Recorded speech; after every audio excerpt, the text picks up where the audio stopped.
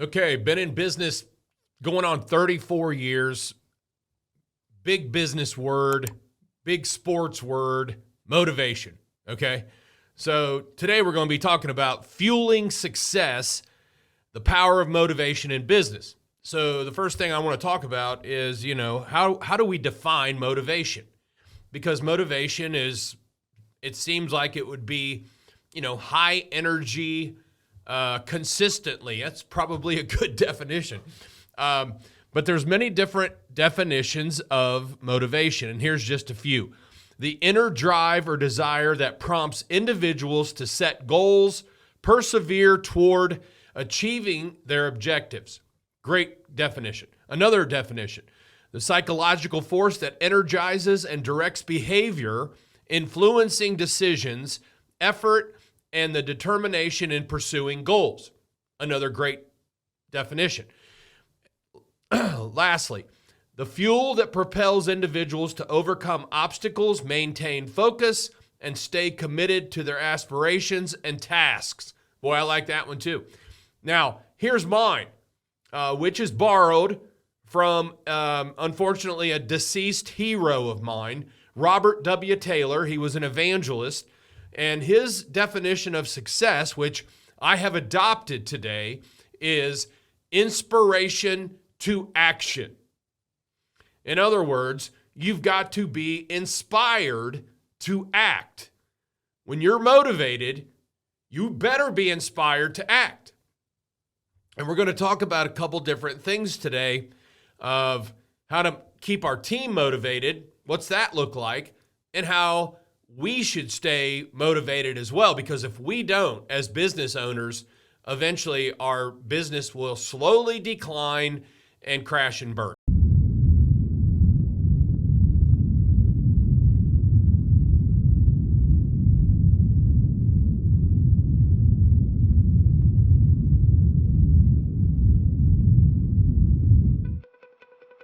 Hey, this is Greg McAfee, and welcome to the Greg McAfee Show. Now let's get started.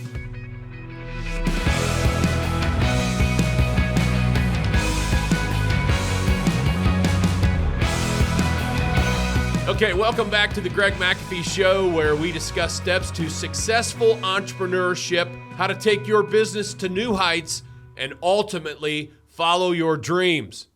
Fueling success, the power of motivation in business. What's this look like? Well, first, let's talk about the workplace. Let's talk about your workplace. I don't care if you have one person or 1,000. Let's talk about your workplace, because that's where we must meet needs and goals to inspire anyone to act. And people are motivated when their basic needs, such as job security, fair compensation, and safe working environment, are met. Okay? That's just a hint of those things have to take place before we can inspire anyone to act and be motivated. Okay? Something else is recognition and reward. Acknowledging and rewarding employees for their efforts. 34 years in business. I've got an employee, his name's Chris. He will be celebrating 30 years with us this, I believe it's April. And you can go to Chris right now. You can call Chris and say, Chris, have you ever missed a paycheck on the pay period due date? And his answer is going to be a definite, guaranteed no. I mean, you can't keep people motivated if you don't pay them on time and you don't pay them what they're owed. The last company I left, it was R.A. Yates Company. Before I started McAfee, they still owe me money. I was a service tech. I gave a lot of leads. I sold a lot of jobs at the table, on the job. They promised me I would get commission for these jobs, and they paid me for about half. So they probably still owe me $2,000, and with inflation, it's probably $5,000. So Rick Yates, if you hear me out there, buddy, you still owe me. But I'm not losing any sleep over it. I just actually thought about it. Okay, so recognition and reward. You have to reward employees for their efforts and achievements. It's critical to the aspects of workplace motivation. And then financially, encouraging, they need encouragement, they need feeling valued, and everyone is different. And you say, Greg, I don't know what drives a couple of my people or all my people. I don't know what drives them. Well, first of all, have you asked them? Because you're not going to know if you don't ask. And then you've got to spend time with them so you can figure that out. It was real easy when I had 5 to 8 people and I was in the field with them every day. I mean, I knew them. I knew what drove them. I knew it. But, as you grow and you're not as close and you're not touching them every day and you're not dealing with them every day, your managers have to know. And then their managers have to know, and their managers have to know, however big your company is. But somebody's got to be in contact with people so they know what drives them. And then other factors that basically could contribute to the foundation of motivation for your team is effective leadership. If we suck as a leader, they are not going to be motivated to stay with you, besides grow and push forward and work hard and hit goals and make things happen. They're not going to be driven by basically sucky leadership. We've got to have effective leadership. We've got to have clear communication. We've got to have a positive organizational culture. It's your culture. We've talked about 100 times. Your culture is how you do business and what you do in your business and what it's like here. You've got to have opportunities for advancement. I mean, we focus on, I'd rather hire promote from within rather than from out, if possible, because of culture and all that goes in with that. And so you've got to have opportunities for advancement. You've got to have a sense of purpose or a meaning in the work being done. I mean, that's so important to be motivated. You've got to have a purpose. And especially younger generations, Gen Y, Gen Z, they need to know the purpose of what you're doing. What effects do you have on the community? What effects do you have on your customer? What effects do you have on others? That's important to them. So make it important to you. And by addressing these foundational elements, organizations can create an environment where employees, your team, are more motivated, more engaged, and guess what? More productive. Boy, who doesn't want that? All right? Now, let's also talk about overcoming some challenges and maintaining motivation. So here are 5 quick factors that can hinder motivation in the workplace. And number 1 is lack of recognition and reward. It's complete opposite of what we talked about earlier. But when your team, their efforts and achievements go unnoticed or unrewarded, they can become demotivated. Not a good word. De-inspired, if that's a word. They feel undervalued and that their contributions can lead to decline in motivation, decline in production, decline in sales, revenue, and profits. Number 2, unclear goals and expectations. For some of the people that I've coached, they're just not clear on how to set goals and expectations. Let me tell you something. First of all, if your team doesn't have goals coming from you, coming from your management team, if your team doesn't have goals, they just don't naturally make them up themselves. Very few do. Some do. And when I worked at Firestone, it's a distribution center, I set my own goals. I loaded and unloaded truck tires, car tires. I unloaded and loaded trucks full of tires. That's what I'm trying to say. And I set goals. I'm going to have this truck unloaded by this time. I'm going to have this truck loaded by this time. And then it got to be where I was loading multiple trucks at a time, driving forklifts. The truck drivers were doing the work. I was dropping it off, making sure that tallied okay and the right tires were on the skid. But I was making it happen. And I think I told you this. It's in my book that I started breaking records, loading tires and unloading tires. Why? Nobody gave me a goal. It was unionized. It was the United Rubber Workers. Nobody gave me a goal. There wasn't any such thing as goals. I made my own goals. And the warehouse manager he put a bulletin board up and he started listing people's goals. Well, guess what? The union filed a grievance. Take that board down. Can you imagine? No wonder we're in such trouble in America. Try working without goals in your company. See how far you get. Wasn't Firestone's fault. The union's fault. Yes, there was a time for unions. Yes, absolutely. But that's run its course, folks. They do more harm than good. I just got a call from my Ford dealership. Trucks are going up $3,000. Why? Union increase. Oh, did you also see that UPS just recently laid off 12,000? 12,000 people? Why? Because they just gave in to a huge, huge increase. Somewhere close to $48 an hour for an experienced UPS driver. $48 an hour, really? Oh, we're in such a mess. All right, Greg, get back on track here. All right, we got lack of recognition and reward. We've got unclear goals and expectations.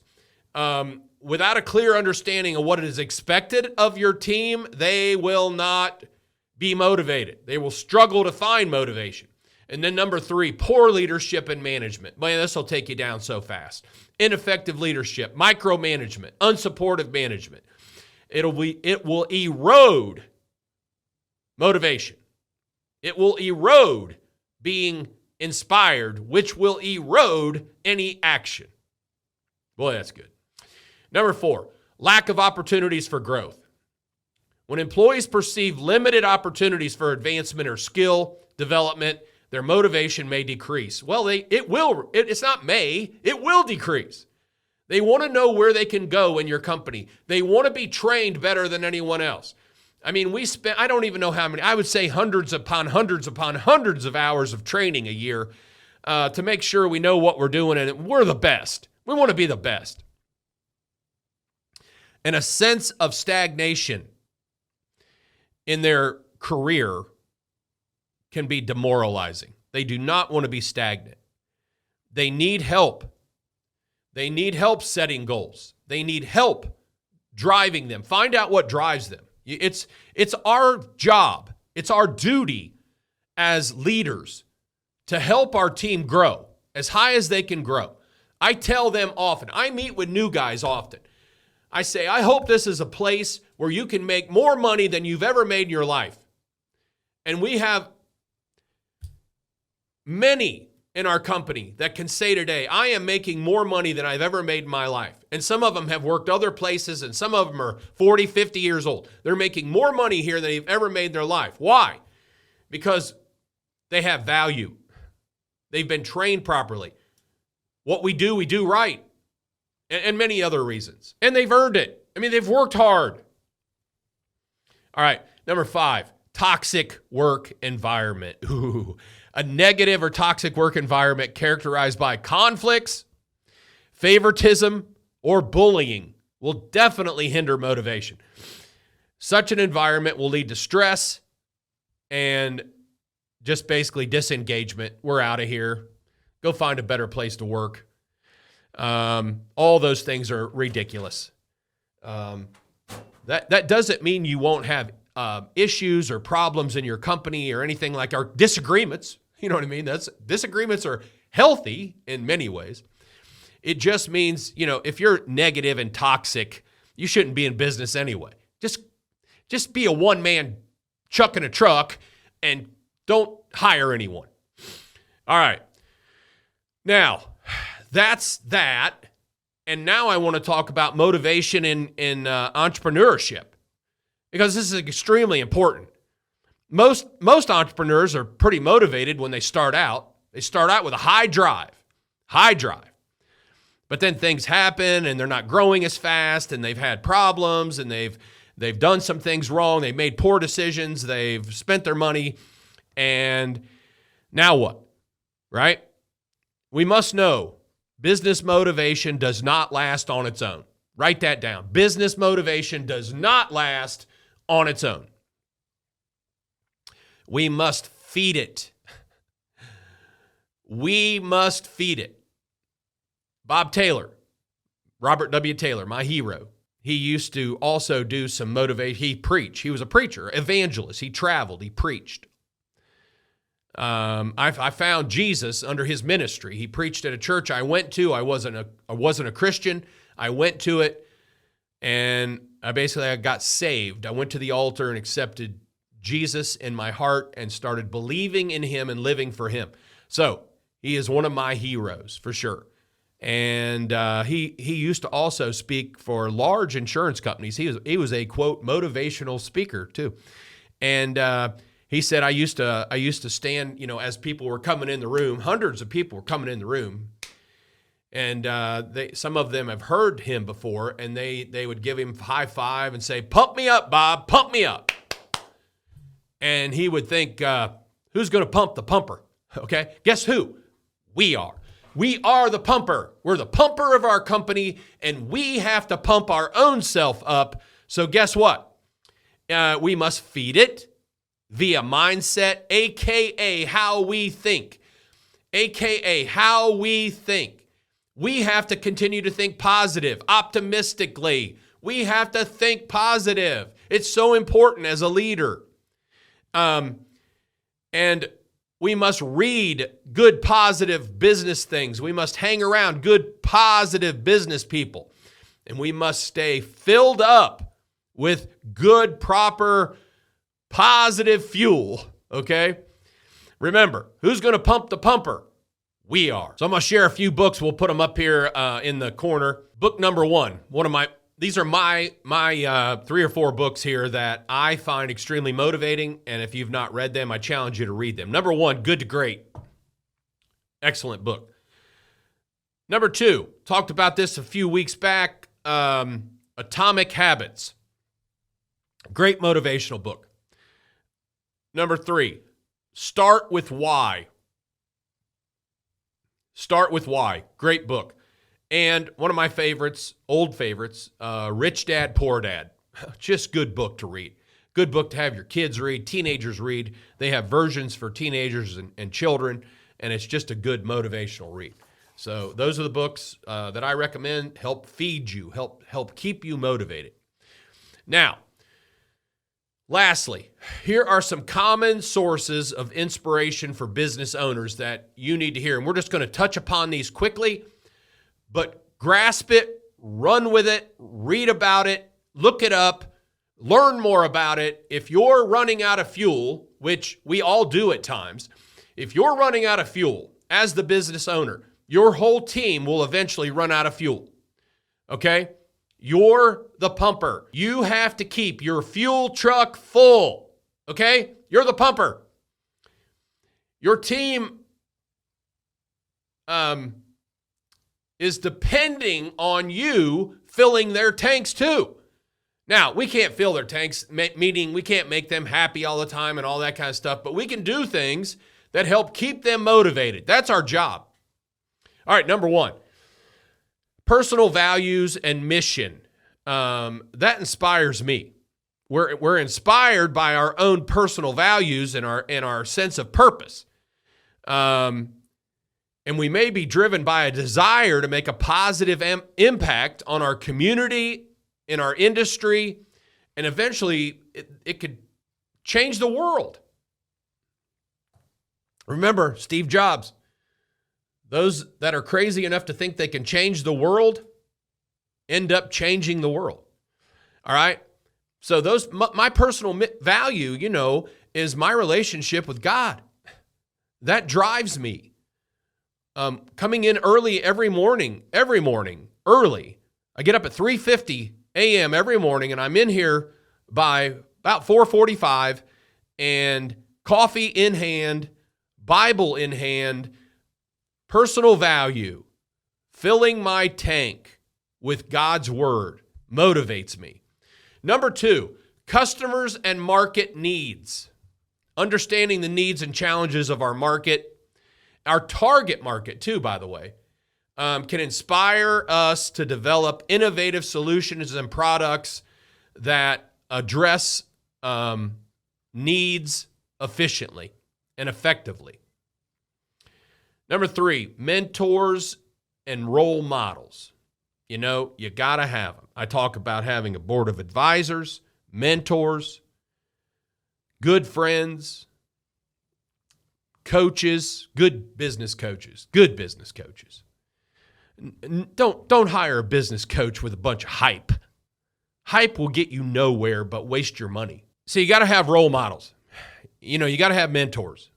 These individuals can offer guidance and insights that motivate us and help us to strive for excellence. So we need that. You know, we do together what we can't do alone. And you can't stay motivated on your own all the time. Some people are pretty good at it, but you can't do it all the time. You got to have other people, whether it's through books, seminars, one-on-one, podcasts, whatever it is. And number 4, industry trends and innovation. Stay informed about your industry and the trends and the emerging technologies. Things are changing so fast. Innovations can inspire business owners, us, to adapt, innovate, and stay. I wrote down competitive, but I don't want to be competitive. I want to be above competitive. I want to dominate. Okay, that's just who it is. That's who I am. I want to dominate. Maybe you do too. Maybe you just want to be competitive. If being competitive is fine with you, then just compete. I don't want to compete. I want to win. Okay? There's only one winner. Remember, second place is the first loser, right? Sorry, it's in business. We make money. We provide jobs. We put food on tables. Think about it. Don't you want to win? Number 5, challenges and adversity. You know, overcoming challenges and setbacks can be an inspiration. It works for me. I've had many challenges, many big setbacks, and I've been inspired to come out of that strong. The comeback's always greater than the setback, and I've been inspired to come back strong. And it's encouraged me. It's inspired me. It's motivated me, okay? And then you got to have networking and collaboration, and you've got to meet with peers and from different areas of the country and all that. It's very, very, very powerful, very strong. I have some great peers out there that I've learned from, and they motivate me. Just many. Okay. We've already talked about books, publications, but those challenge us. They give us opportunity. They give us new ideas. And then this is interesting, art and creativity. Because we've got to have, music. I listen to music when I'm writing these things, and they give me motivation. I mean, if you can't see that I'm not passionate about what I'm talking about, I love music, and I listen to certain music. A lot of it's contemporary Christian stuff, but I listen to certain. Some's not. Some's 80s rock. Some's 70s rock. It inspires me. And I like a good beat, all that kind of stuff, man. It's creativity is powerful. It creates innovation for me. And then, boy, just good feedback and customer stories, Google reviews. That's inspiring. It's motivational. Hearing how our products and our services have positively impacted others, it can motivate us. It better motivate us.